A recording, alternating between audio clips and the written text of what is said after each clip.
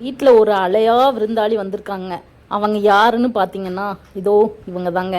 So எப்படி படுத்து கிடக்காங்க பாருங்கள்.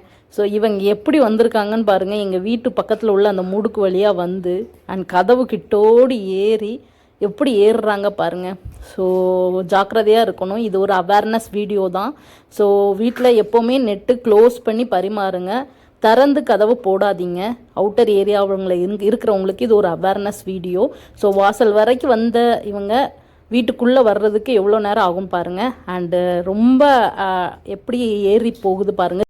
மனுஷங்க கூட இவ்வளோ அழகாக ஏற மாட்டாங்க. அது எவ்வளோ அழகாக சாகசம் பண்ணி ஏறுது பாருங்கள். ஸோ பாலம் மாதிரி அமைச்சிக்கிட்டு அப்படியே ஜன்னலில் போகுது. ஸோ இதுவே எனக்கே பார்க்க ஆச்சரியமாக இருந்தது. ஜன்னல் வழியாக ஏறி தவளையை பிடிச்சிட்டு அப்படியே அங்கேருந்து வந்து என்னென்னா தின்ன தவளையை செரிக்கிறதுக்காக வந்து படுத்து கிடந்த மாதிரி இருந்தது.